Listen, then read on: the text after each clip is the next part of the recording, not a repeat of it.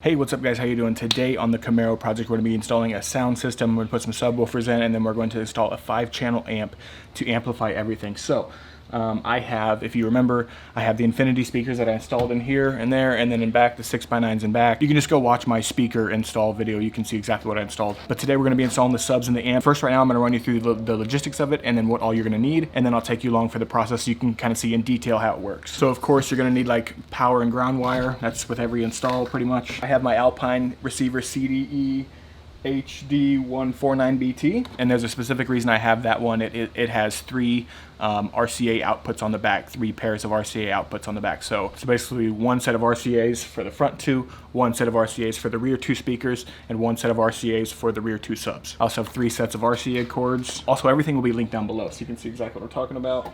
I have some wire strippers. We have some Tessa tape. Tessa tape is basically tape with like a soft fuzzy on the outside, so basically nothing's gonna rattle.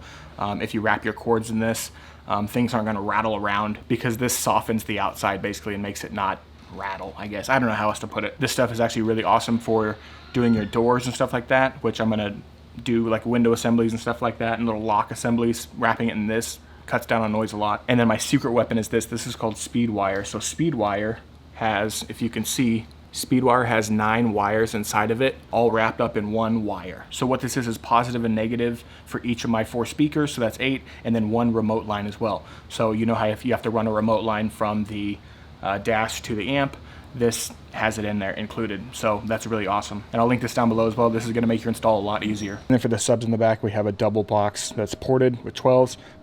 I bought this on eBay for like maybe 150 bucks or 200 bucks. Fits really nice in here. If you can see,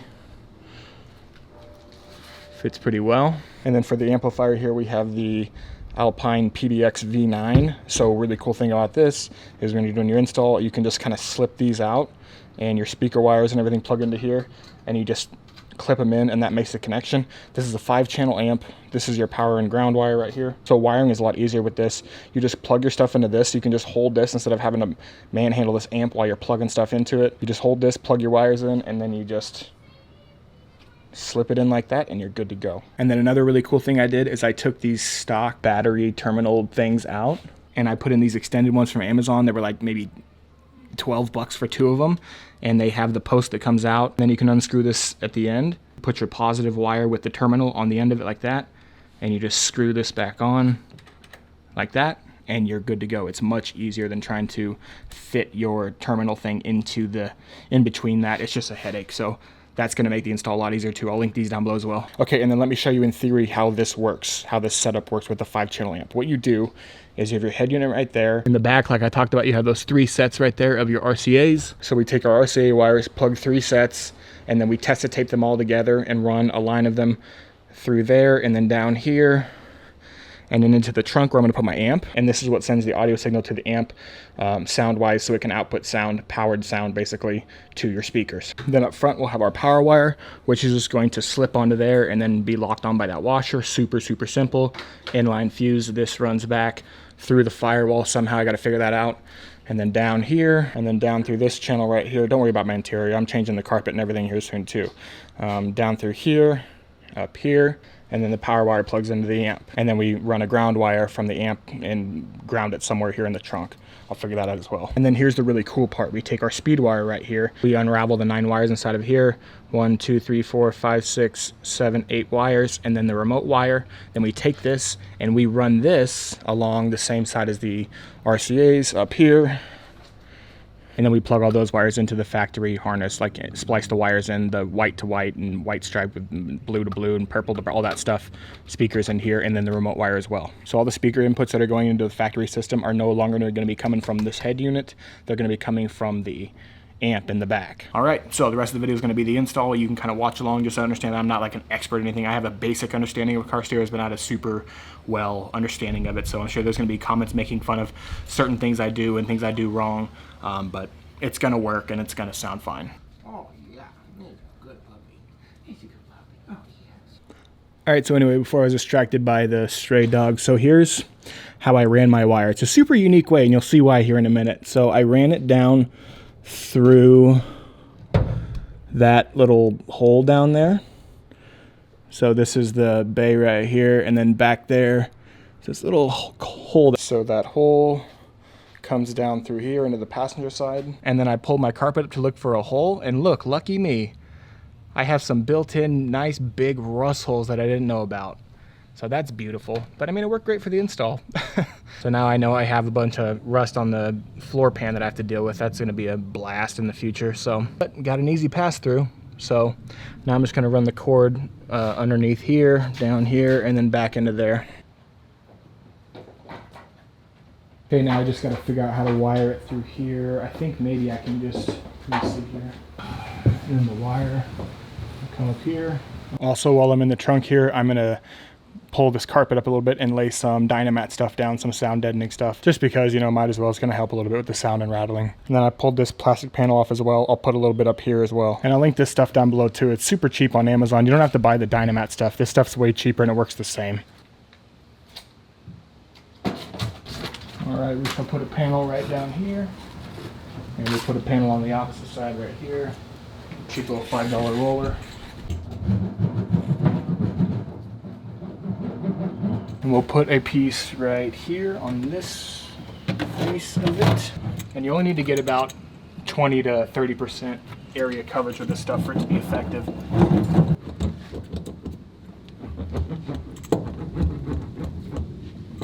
Cool, and that should be good. Let's put this carpet back down.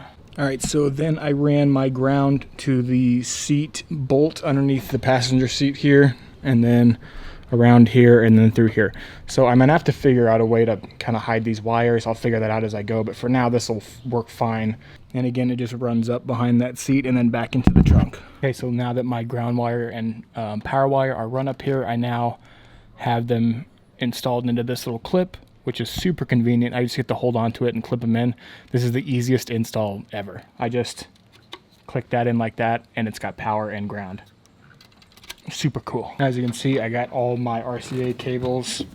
They are taped up, so they're going to be nice and easy to manage. So now I have to run them from up here where the amp's going to be all the way up front here under by the stereo. I'm also going to be running this speed wire, 9-wire, whatever, with it at the same time.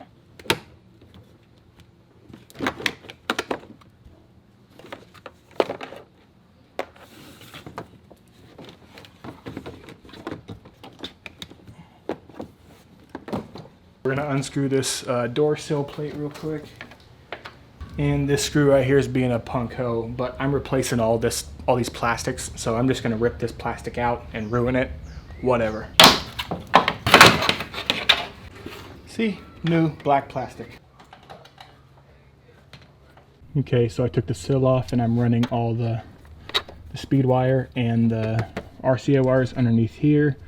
I took this panel off, the little quarter panel, kick panel thing from right under here to make it a lot easier. So we have all that tucked under there.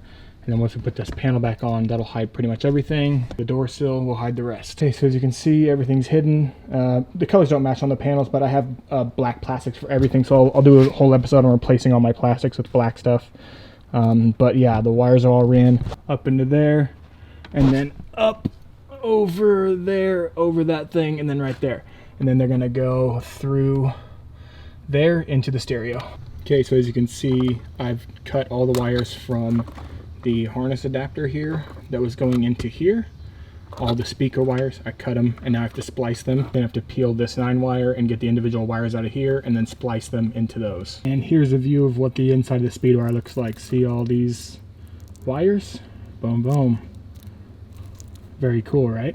Okay, so now everything has been run. I have put all the wires into this. What's really cool about this system is you can just sit here and do this without having to mess around with the amp, and then you just take these and you plug them into here and they're plugged in. It's super awesome. And then right here we have our RCAs, and then we just go and plug those into there. Okay, so if you'll notice, all the wires that are coming out of the back of the stereo here are not plugged into the speakers that go into the system. They are all plugged into this speed wire that is running from the amp in the back. Let me show you something. Turn this on, wait for power. Hear that? we got static coming through the speakers. So that means the amp in the back is sending the signal from these RCAs that this is sending to that amp. So the signal's going from these RCAs all the way around to the back in the amp, and then the amp is processing, amplifying them, and then the signal's coming through these into the speakers, the Infinities that I installed. So next to the subwoofers, onto the subwoofers, this is the box. It is two 12s ported, and I'm gonna run you through my exact setup in case you wanna just completely replicate it. So what I have are JL Dub 3s. I'll link them down below. What they are is single voice coil 4 ohm subwoofers. And that's what you need in order to use a 5-channel amp in a mono out to 2 subwoofers. So if you want a ported box, you want this ported box exactly, and you want to amplify your components as well, you're going to want to get single voice coil 4 ohm subwoofers. As far as I know, this is the only way that I know of. There might be other ways, I don't know. So how you wire it is this. The inside, regular old wire comes out, we put the subwoofers in there, and they're just single voice coils, so you just plug them in and we drill them in. Also, the airspace in cubic inches in this box are like perfect for the JL Dub 3 4s that I have. So here's how you wire it up in the back. You have one single one that comes out to the lead that plugs into the amp, and then we have one that's connecting positive to positive, negative to negative. So the first hole looks like that, with that secondary wire running over here to this hole, or to this port, and then the initial wire right here to the amplifier. So that's that. All right guys, and this is what it's going to look like. You can see it looks pretty dang awesome in there. Once I change all these plastics to black, that's going to really improve the look a lot. I also have a really cool idea for securing this down. I'm going to put some the sharp Velcro on the bottom sticky side of this amp so it'll stick on this carpet and not move around. Then I'm going to use these little built-in brackets right here to zip tie these wires to them to secure them down so it's not moving everywhere. Cool thing is there's one of these metal brackets on each side, so I can zip tie these wires to it. Once the subwoofer's plugged in, this wire will be up here as well. So all these wires will be secured down with zip ties right here and then right there, and it'll look very similar to that. But wait, it's not over. You guys didn't think I would just end the video without giving you a sample of the audio, right? Let me get out of the car real quick and I'll show you. Niggas, but I got shot sitting at the crib, nigga, hungry, struggling. Yeah. I'm back on my shit, I'm back on my shit, I'm back on my shit. Confidence in every step I take, boy, you can see my ego through my head shake. And I'm just making sure the bread's straight. And y'all the type is... Now, if you notice, I hope it conveyed over the video, but you can clearly hear the music as well as the subs, right? So, and that is because we amplified all the components and we amplified the sub. I'm sure everybody's been in somebody's car when they have a big system in it or whatever, and all you can hear is bass and you can barely hear the music. You just hear a bunch of rattling ass crazy bass. I don't like that. I want to hear clear music with a lot of bass, and that's the way to go about it. All right, guys, that is another episode of the Camaro Project. I know you guys want to see more Camaro Project and you get tired of me not uploading Camaro stuff, but once in a while I like to do other stuff. So calm down, don't freak out. I still have the Camaro. There's still going to be stuff coming. So the upcoming projects are going to be new steering wheel. Even though I put a Grant one in, I'm going to put one of those old Cavalier ones in. Black carpet. I got to figure out how to deal with that rust on the floor pan. Black plastics as well. And then maybe eventually might do a 350 crate motor with a EFI system. So that's a definite possibility. But yeah, anyways, guys, everything in this video will be linked down below. Hopefully you could follow those instructions along. If you have any questions, throw them in the comments down below. Any ideas for this car, throw them in the comments down below. And yeah, that's it. Have a great day, guys. Bye.